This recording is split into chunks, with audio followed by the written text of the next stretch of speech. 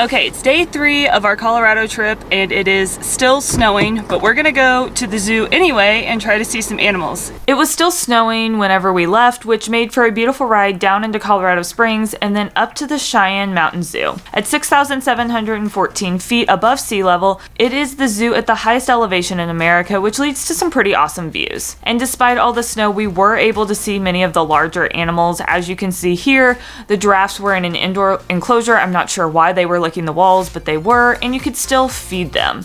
You were also able to see all of the elephants in their indoor enclosure, which we came whenever they decided it was snack time.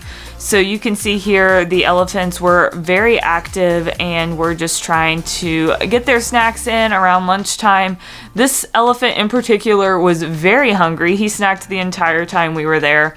And it was really awesome to see because we were very up close to the elephants, even though they were in these indoor enclosures, probably seeing them better than you can in a lot of the outdoor enclosures where they have a little bit easier ways to hide. There were also a lot of indoor animals and enclosures for smaller animals. They were really easy to see. You could get up close to them as well. A lot of them were very active, but there were also outdoor animals who were more native to this snowy weather, like this bear.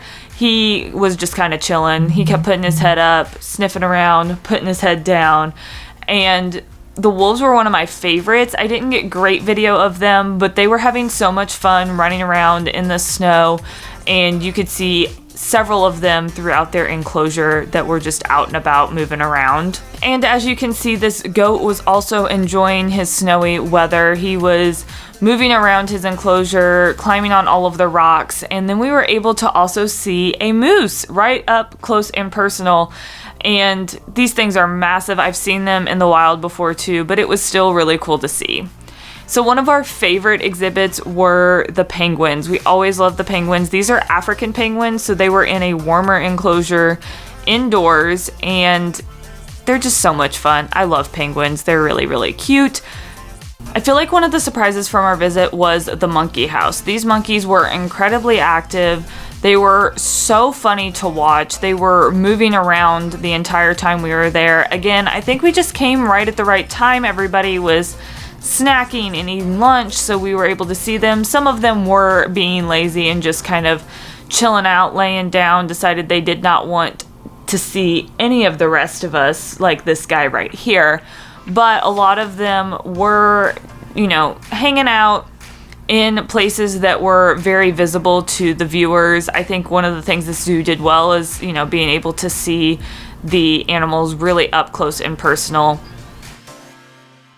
This little guy was so fun to watch. He was really enjoying his snack here. And so as you can see, most of the primates were really close to the glass, so you were able to see them. And just the way they had everything set up, it was a really good viewing experience for the visitors of the zoo.